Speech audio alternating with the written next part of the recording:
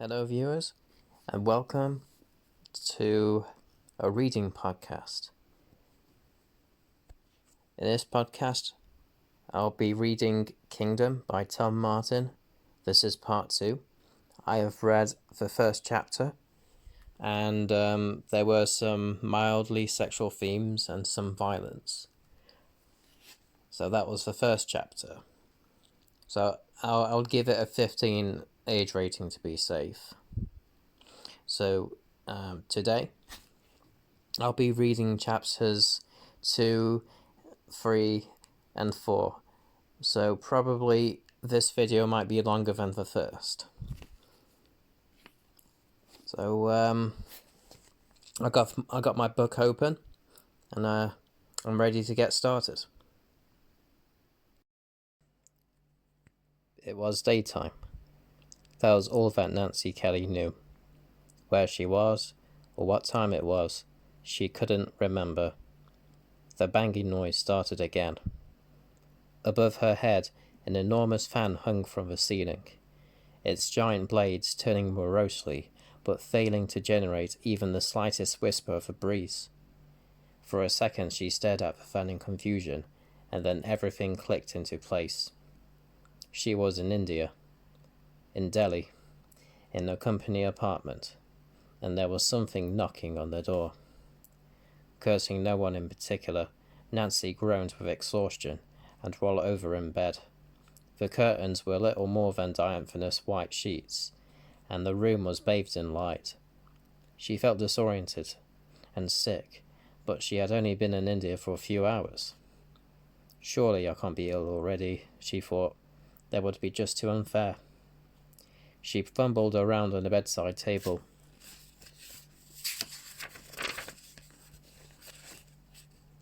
Picked up her phone and stared at its clock in confusion, uncertain whether she had changed the settings from New York to Delhi time. She remembered that a plane had landed in the middle of the night, that a driver had ushered her through the crowds of beggars and touts offering to change her dollars and find her cheap hotel rooms, to the safety of a waiting Mercedes. She had sunk back into the almost uncomfortably large leather seat and stared out of the window, watching the colour and chaos of a Delhi night drift by as if it was on a television screen, until finally the car had slipped into the darkness of an empty street and deposited her outside the apartment building. Nancy Kelly had come to Delhi to be the new International Herald Tribune South Asia bureau chief. She was 30 years old, which was young for the post, but she had been very fortunate with the timing. It was a new stage in her career, and equally a new stage in her life. She hoped that it would allow her to put the recent past behind her, and that the exoticism and excitements of India would help her forget her last few months in New York. Months that seemed at times to pass as slowly as whole years. The knocking continued, but Nancy was still too groggy and confused to get out of bed. The message icon was flashing on her phone, shouting weakly at the noise. "Come in! Just a minute!" She opened the message. It was a mail from her ex-boyfriend, James Long, the Tribune's Buenos Aires correspondent. That made her heart sink. She could not help thinking that it was an inauspicious sign that the first message she should receive in India was from him. She had met him 5 years ago when they had been working together in the New York office. They had dated for 3. She had been unquestionably in love, but their desires were so different. He wanted to settle down with a wife who stayed at home and looked after his children. That was never going to be her. Finally, he announced he had found someone else, someone he had met while she had been on one of her frequent trips abroad. A motherly stay-at-home type. She was from Argentina, and James, it seemed, was very lucky. The Buenos Aires job came up the next day, and James applied for the post and got it. Either that, or he'd been seeing the woman for much longer than either he or Nancy wanted to admit. That was 3 months ago. She should have seen it coming, but she took it very badly. She knew that they weren't suited, but that didn't stop her being in love. My dearest Nancy, I am so sorry that I did not return your calls. As I explained to you when we last spoke, I felt it was better if... She stopped reading, and then she weighed the phone in the palm of her hand before pressing delete.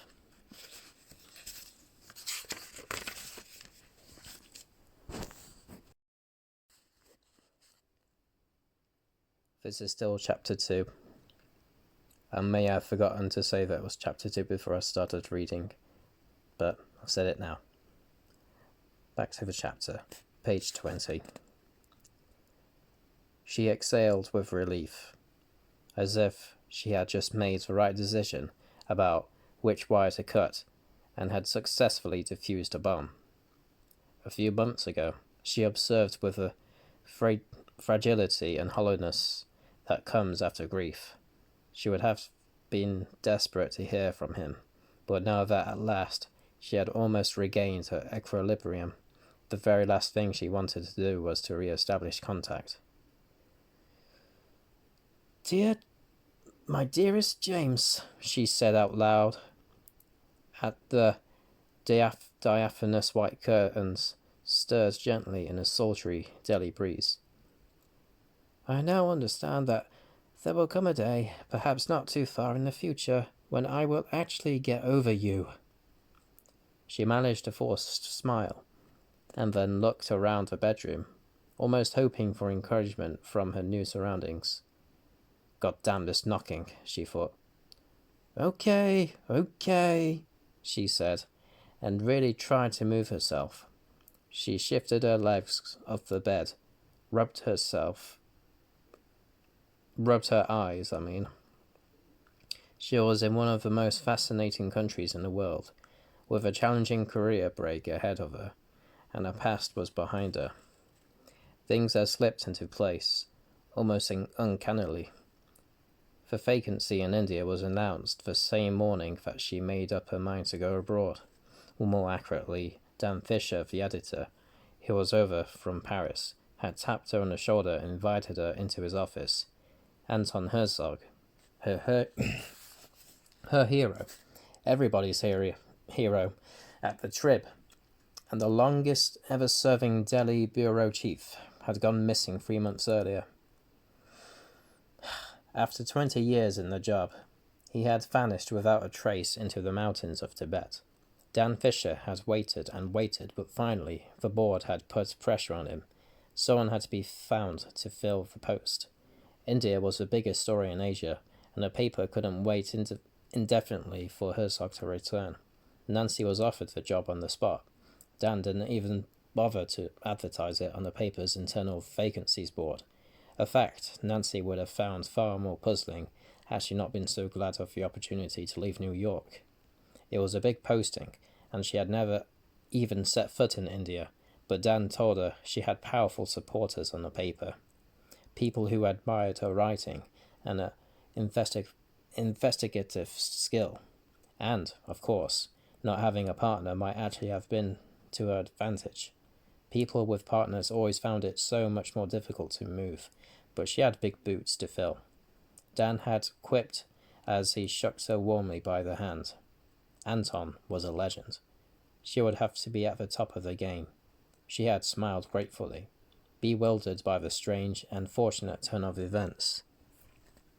But it was a huge opportunity, and she certainly wasn't going to quibble about the unorthodox hiring procedure. As for poor old Anton, the rugged 60-year-old Argentine-American, everyone just hoped that he was off on one of his periodic jaunts, and that sooner or later he would reappear. It was Anton who had first inspired Nancy to become a journalist, but despite her enormous admiration for him, she didn't know him well. She had always loved his stories, and whenever she picked up a copy of the paper, she always searched for them first. but the truth was, she had only ever had the chance to meet him on a couple of occasions. He was rarely in the office, and when he was, Dan Fisher treated him like royalty and hardly let anyone else get near to him. On a couple of occasions when she had got to speak to him, he had always been so kind and encouraging, and so modest, but she had been tantalized rather than satisfied by the meetings. She hoped that he would walk back into the Delhi office before too long, no doubt with a few more prize-winning tales under his belt, and this time she would be the first to get to hear them. But it was true that there were voices of disquiet. Some of Anton's close friends, the other old stagers back in the New York office, were getting steadily more and more worried that something else might have happened. Normally someone would get a call, or a postcard or something, but this time they had received no word at all.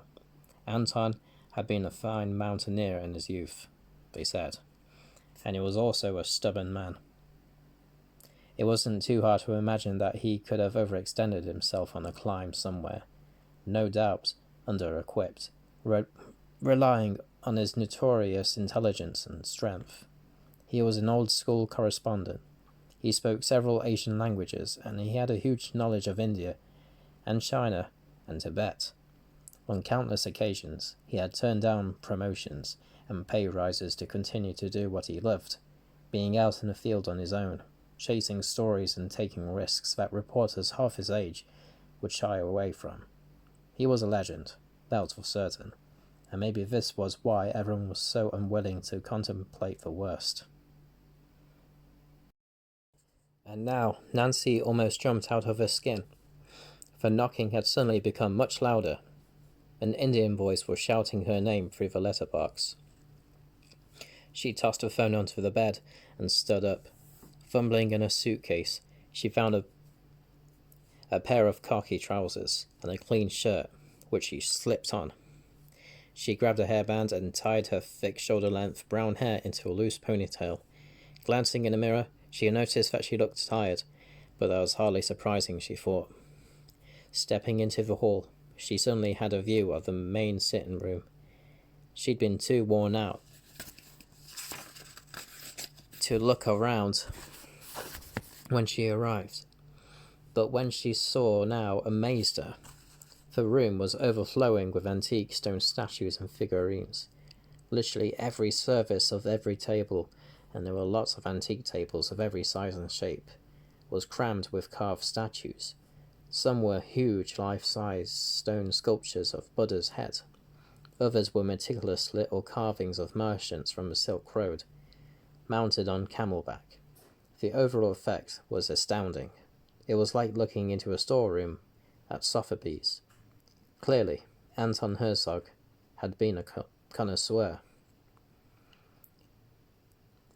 "Miss Kelly, if you are there, can you please open the door?"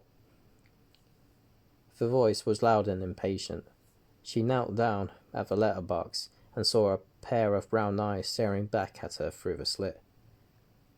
"Yes?" "This is the police. My name is Captain Hundalani. Please open the door." The eyes disappeared as Captain Hundalani stood up. Yes." Nancy clicked open the 3 locks and opened the door a crack, and then seeing that 2 of the 3 Indian men in the hall were wearing police uniforms, she swung the door open and let them in. The 3rd man was wearing an impeccable dark suit. Captain Hundalani was in his early 30s, clean-shaven except for a neatly trimmed moustache. Neither he nor the policemen were smiling. The captain said, "Miss Kelly, we are sorry to disturb you. However, our business is urgent." Okay," said Nancy. "Come in. Perhaps in here," and she gestured towards the sitting room. "Have a seat, wherever you like. It's not my apartment. It belongs to Mr. Herzog, my colleague at the Herald Tribune, or rather he lives here. Really, it's a company's apartment, but Herzog's away." Captain Hundelani cut in.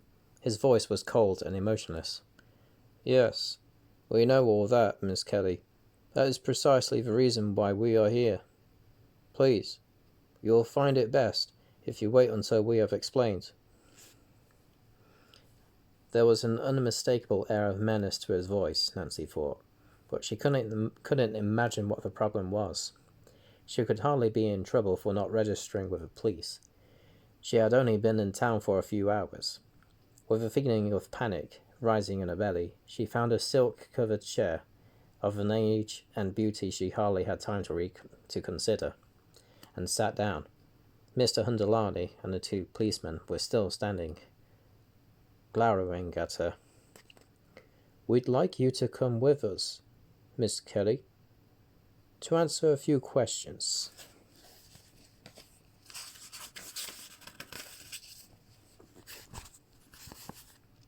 There was not even a flicker of friendship on Captain Hundelani's face. A wave of adrenaline washed over her. What? Why? I've only been in India for a few hours. I only just woke. Surely I'm allowed to change my clothes and have a shower before I register. Her voice sounded small and weak. She could hear herself speaking almost as if she wasn't saying the words herself. And then, suddenly, to her absolute horror and astonishment, it dawned on her what was really going on. Am I under arrest? Captain Hundelani paused for a second, choosing his words carefully. No, Miss Kelly. Not if you come with us. Her throat was dry. What are you talking about? I've only been here a few hours, and if I've been asleep for most of those, how can I possibly have done anything illegal? Our investigation concerns your colleague, Mr. Anton Herzog. It concerns his real reasons for being in India and Tibet. I'm sure that's a very compelling subject. Anton's a very fascinating man, but I don't see how I can help you. I've never been to India. I haven't seen him in months. I'm here to replace it, not to answer for his misdemeanors, whatever they were. She looked nervously up and down the room at the masked statues and antiques, all of them testifying to the personality of the absent Herzog. Anyway, you can't just march in here and take me away. Let me call the office. I need a lawyer. Out of the corner of her eye, she noticed that one of the policemen had placed his hand on the handcuffs that hung from his belt. Nancy could hardly believe what was happening, and what was most terrifying was that there seemed to be absolutely nothing she could do. Paralyzed by the course of events, she stood there as a policeman unhooked the handcuffs from his belt, and then slipped them around her wrists. But I haven't done anything. I need a lawyer, she repeated feebly, aware that she sounded just like a young child, unable to comprehend the logic by which her guilt had been arrived at, too naive to understand the transgressions she had committed. And then Captain Hundelani smiled, a cold smile, insincere and condescending. He didn't even bother to argue. I'm afraid that won't be possible, Miss Kelly. Now, if you have decided to cooperate, perhaps we can leave. Things will be much easier if we all remain friends. That was Chapter 2. Now on to Chapter 3, page 28. Stop this at once! A loud voice with a Beijing accent rang out across the courtyard. Dorgan Trunkper's eyes opened in amazement, as if a god had spoken. All heads turned from the naked girl to the monastery gates.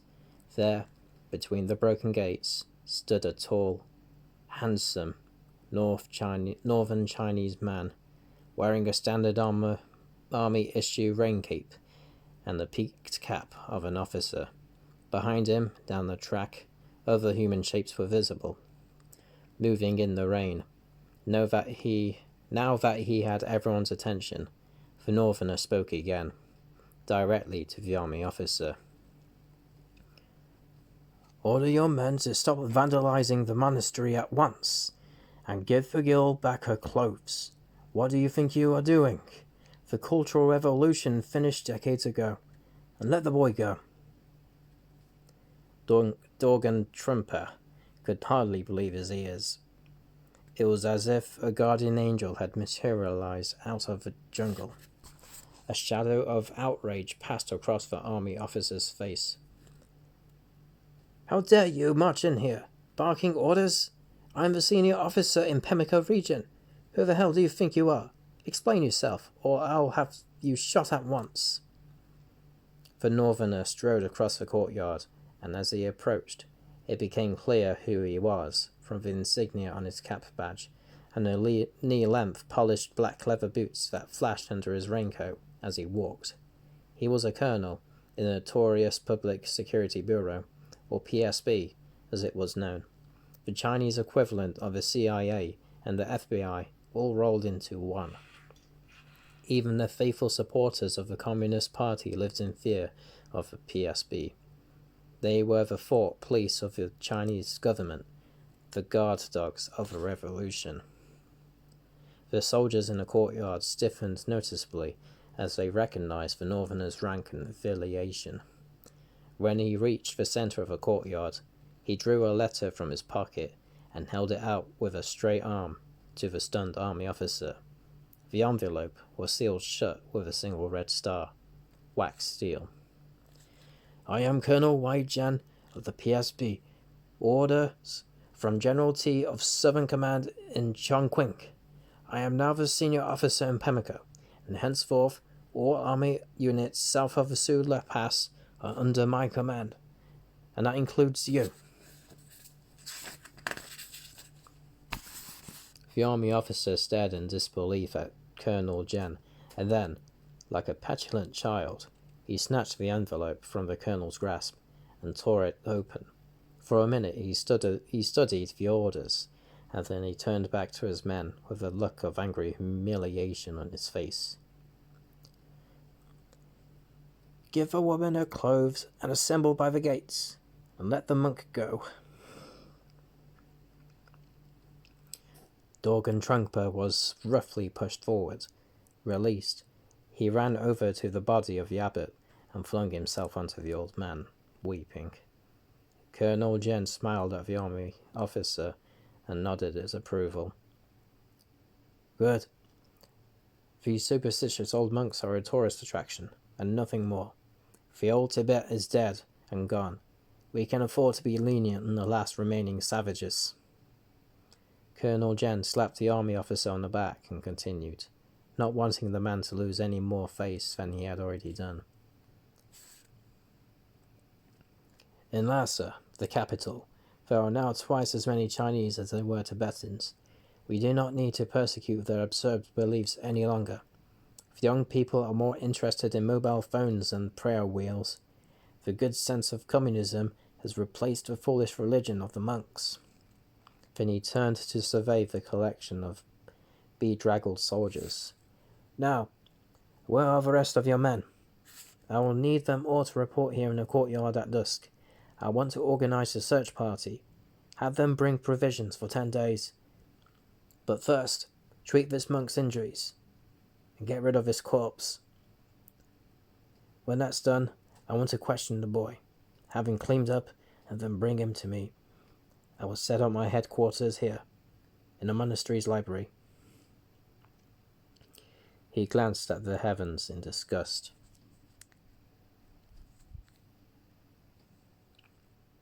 "Surely, at least that will be dry. And get a generator in here and some lights." With that, the colonel marched briskly towards the door, to the prayer hall, and disappeared into the gloom. Chapter 4, page 32. The last chapter I'll be reading in this part.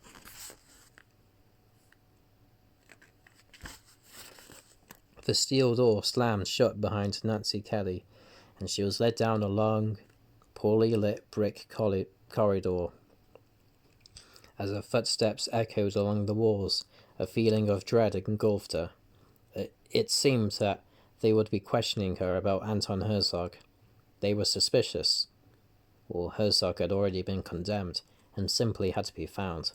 Either way, she was certain they had got the wrong woman for that interrogation. She would throw no light on their case. Despite worshipping Herzog as a journalist, she knew nothing about the man. She could picture him in her mind's eye, holding a court in the newsroom, back on one of his rare visits, mesmerizing all around him with his extraordinary tales. But as to his private life, the real personality behind the glittering facade, his motivations, his politics, she knew absolutely nothing, and a feeling of absolute ignorance only compounded her fear. She began to feel that she was falling into a nightmare world, that like Alice in Wonderland, she was entering a realm where, precisely because she didn't know what she was being accused of, she would never be able to clear her name. But what choice had she had? From Captain Hundelani's terse, hostile manner, it was quite clear that she was in very deep already. Although her exact legal status was academic right now, she was being taken away against her will, without any chance to talk to a lawyer, and that was all that mattered. For all she knew, she was about to disappear into some hellhole jail, and no one would ever know. Perhaps that was exactly what happened to Anton Herzog. Maybe he had been languishing for the past few months in an overcrowded, stinking cell somewhere in the Delhi Central Prison, riddled with disease and wondering why no one had bothered to find him. The corridor led to another corridor, and then down some steps, through several doors, and finally into a part of a police station that more resembled a normal office building than a penitentiary. The SPiKE policeman knocked on a nondescript door, and then opened it and motioned to her to go in. Behind a desk sat a middle-aged, bland-looking Indian man. His nondescript face was featureless to the point of being completely forgettable. From nowhere, Nancy suddenly remembered something.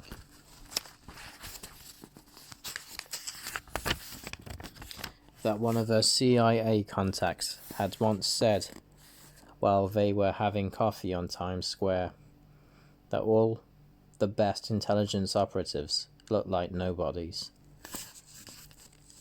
Like bank clerks, or people you see in a doctor's waiting room. They are so completely ordinary that they never ever stand out in a crowd. In fact, even when they are on their own, you don't notice them. They are our most prized assets.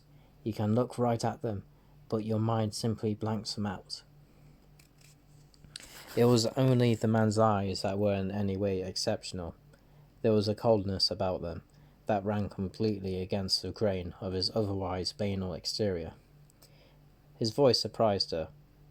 He snapped an order, and there was an impatience and irritation to it that she hadn't expected. Take her handcuffs off. There's no need for those. While the policeman unlocked the cuffs, the man stood up and stepped round the desk, and then quite unexpectedly he pulled out the chair for her. Please, Miss Kelly, have a seat. Nancy sat down, even more confused than before. He returned to his seat behind the desk. I'm so sorry that I had to ask you to come in. At this she blinked. I wasn't asked. I was ordered.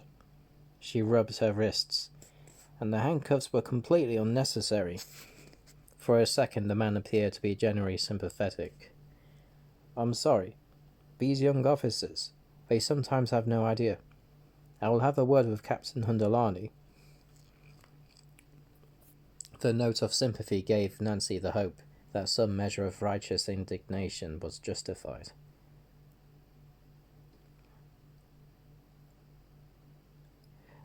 "And what the hell do you think you are doing, coming round and thumping on the door, and waking me up like that, and threatening me with arrest? Are you trying to intimidate me?" Very suddenly, the man's dark eyes flashed at her in anger. Quite instinctively, she realized that she would have to be more careful. When he spoke again, the man's voice was curt and uncompromising. "Mrs. Kelly, this is not North America. India is not a rich country yet. In India, our police force is stretched to the limit. We do not have that much time, and I can assure you that the gravity of your situation more than justifies our actions." The man pushed away his chair and stood up, and stared at her with dispassion verging on contempt. "Besides, I won't have a North American criticizing our methods. I believe that 1 in every 3 black men has been in jail at some point in America. That doesn't sound to me like a fair and a well-functioning system."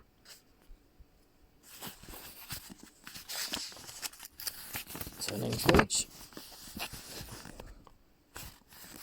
Frightened though she was, Nancy was determined not to show it.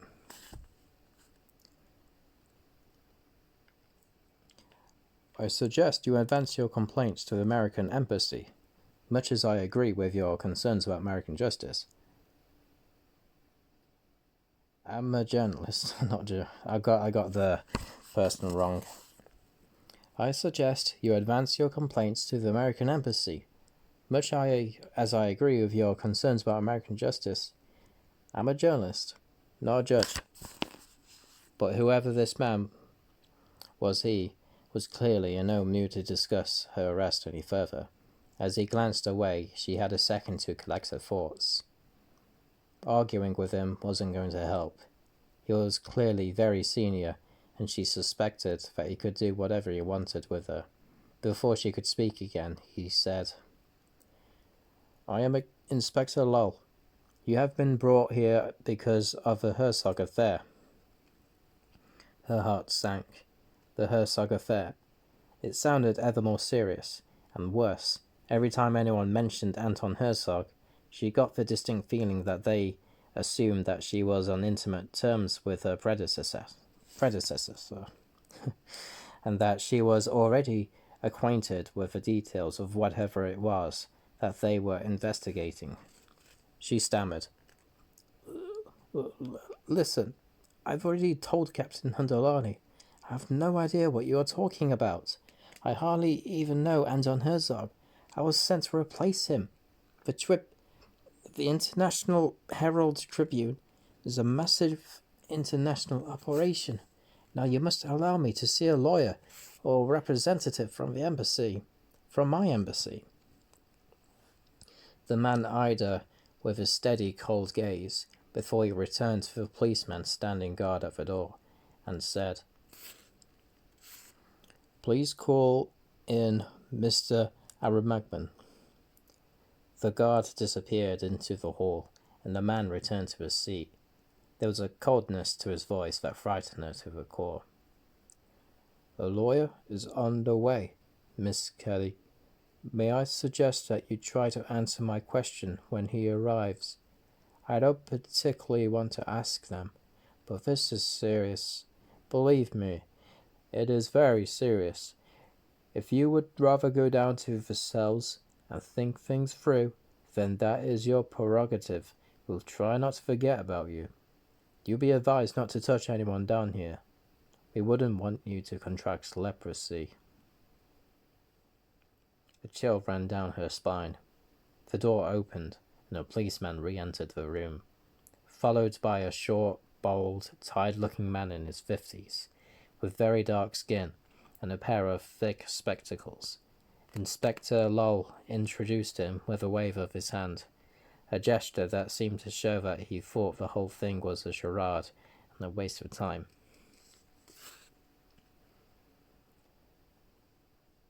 "Mrs. Kelly, this is your legal representative." Mr. Aramagam, please ask him any questions that you want.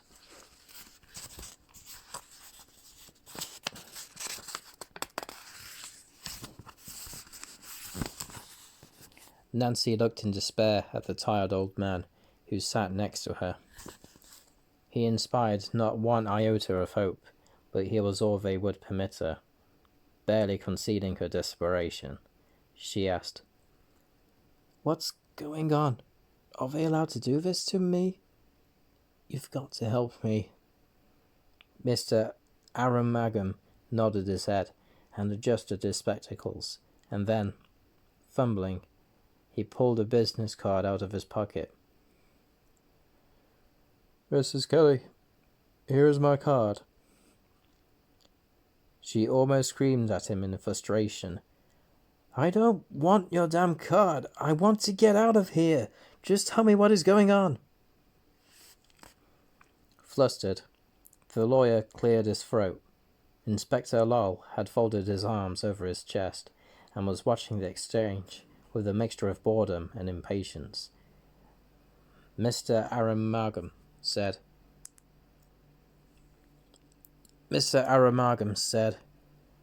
"You are being held on suspicion of espionage. Consequently, all your usual rights are suspended under Article 3, Section 7 of the Terrorism and Espionage Act of 2005. You can be detained without trial for a period of 130 days, at which point a judge will assess whether you are still a significant enough danger to the state to warrant incarceration for a further 130 days. You have no visiting rights, no rights of bail. The maximum sentence for espionage is the death penalty, and for being an accessory to espionage, it is 25 years. I believe you are being held under suspicion of being an accessory." It seemed to Nancy Kelly that Mr. Aramagam's face had merged with the grey walls, and the sound of his voice tailed off into the distance.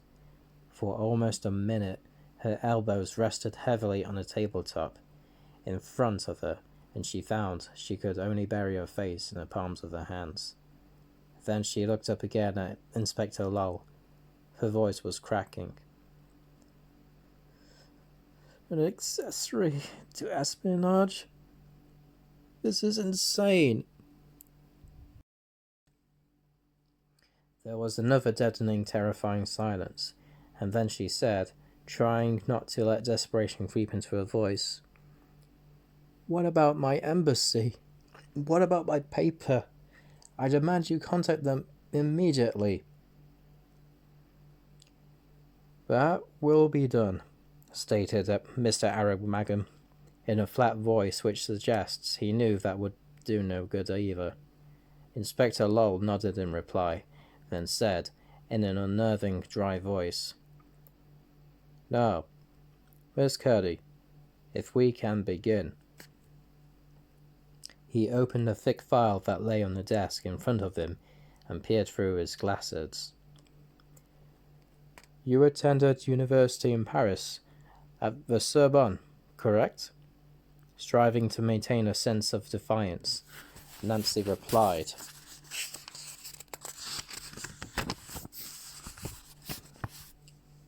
"Yes." "And you were there from 1997 to 2000, correct?" "Yes." "And you say that you barely know Mr. Anton Herzog?" Again, she pleaded with him. "Yes, I've met him a couple of times. That's all. In the office. He is not a friend. He's not even someone I work with." A note of impatience entered Mr. Inspector Lowell's voice. "Miss Kelly, it is very important that you were absolutely honest in your responses. I will ask the question one more time only, but first let me tell you that we already know that Anton Herzog taught at the Sorbonne for a year, 1998 to 1999. He was on sabbatical from the International Herald Tribune, and he was eligibly teaching a writing course. Secondly, we also know that he was chair of a committee that awarded you the Cub Reporters Scholarship when you first started on the newspaper. Now you have arrived to cover his job. You look more like a protégé to me than someone who doesn't know him at all. Nancy Kelly shook her head in disbelief. Their case was thin, their assumptions broad. It was ludicrous, but Inspector Lowell was staring at her, as if she must now confess everything. Trying to remain calm, she said, I never even met Herzog when I was at the Sorbonne. I wasn't really switched on about top journalists in those days. I was just your average student, handing in papers late, going to bars. Anyway, even if I had known him there, what's the big deal? It wouldn't make me a protégé. Loads of people know Herzog. He's a rightly celebrated international journalist. And my getting this job, I mean, likewise, what does that prove? I worked hard for this promotion, and I got it on merit. I can't imagine what you're trying to suggest. The man looked at her almost pityingly. Then he turned over the page in the file. Did you know what Mr. Herzog was doing in India and Tibet, Miss Kelly? Yes, of course I do. He was reporting for the Tribune. Most recently, he was investigating a story about the melting of the glaciers in the Tibetan plateau. That was what he was doing when the newspaper last had contact with him. She dried up under Inspector Lowell's scornful gaze. Go on. Do go on, he said with a sneer. Well, the massive Tibetan glaciers are melting, and they supply all the water to the 7 holy rivers of Asia. The Yellow River, the Ganges, the Brahmaputra, and this means they also supply the drinking water for 50% of the world's population. If the glaciers disappeared, the rivers will dry up, and there will be no... Turning page. Last page. There will be no more water for people to drink. There will be drought and famine and war. It is a big story. So this was Herzog's cover. His cover? For what? This was what he was working on, as far as I know. And really, that's all I know. That's what the editor of the Tribe, Dan Fisher, told me. Why would my editor lie to me? This is what Herzog was doing when the Trib lost all trace of him. His whereabouts are now unknown, as far as I'm aware, though if you have any idea where he might be, then all of us at the Tribe would love to know. Mr. Lowell turned the page again, and said in a low voice, Believe me, Miss Kelly, we would dearly like to find Mr. Herzog. We would dearly like to. For almost a minute, they sat in silence.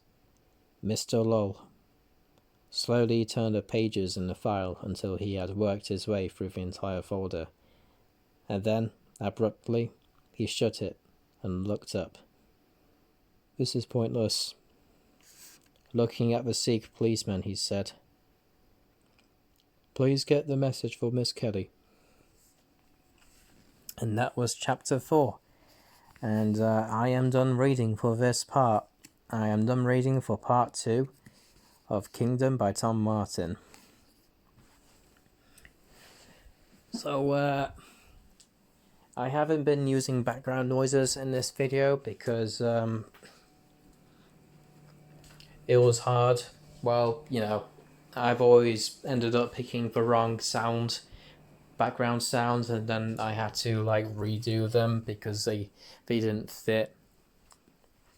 So I've decided not to add background noises to my readings and to my podcasts. And yeah, I prefer not having that fuss. So yeah, I hope you've enjoyed this reading.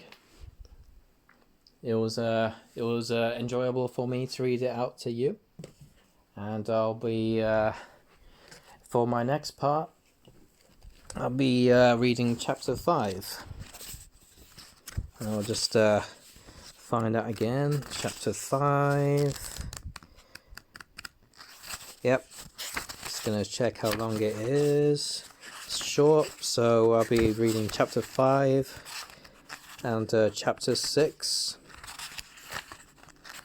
You can see how long chapter 7 is. So yeah, in the next video I'll be part 3 of Kingdom by Tom Martin. I'll be reading chapters 5, 6 and 7. And that is all. Thanks for listening, and I will see you in the next video. Stay safe and be well. Goodbye.